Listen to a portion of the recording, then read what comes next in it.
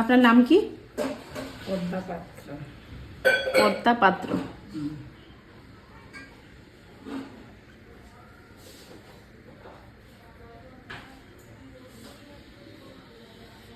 আচ্ছা, বয়স?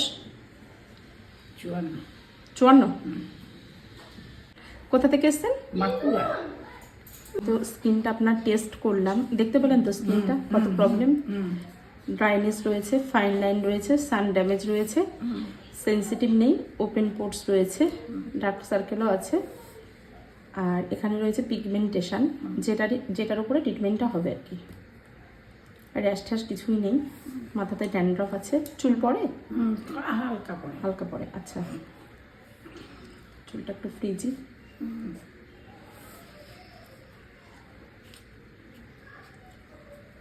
এবার আপনাকে আমি দিচ্ছি, যেহেতু পিগমেন্টেশন রয়েছে, এই পিগমেন্টেশনের ওপরে কিন্তু ট্রিটমেন্টটা চলবে। ওকে, তাহলে দিচ্ছি গ্লুটালাইট,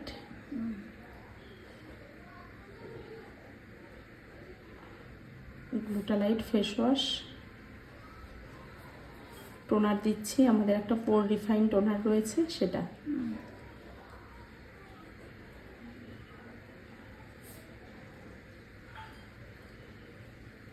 আর ডে ক্রিম হচ্ছে গ্লুটালাইট ডে ক্রিম। নাইটেও দিচ্ছি গ্লুটালাইট নাইট ক্রিম।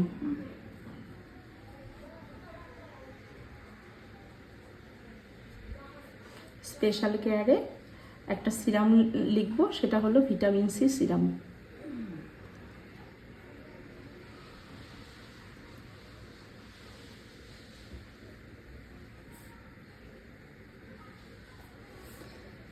সাপ্লিমেন্ট কিছু দিচ্ছি না। শ্যাম্পু ট্রি শ্যাম্পু আপাতত দেওয়া হচ্ছে, কিছুদিন পরে চেঞ্জ করা হবে।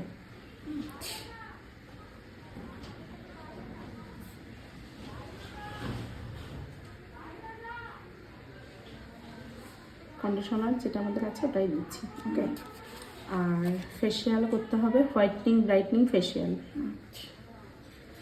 মাসে মাসে ওটা পারলে করে নেবেন একবার করে।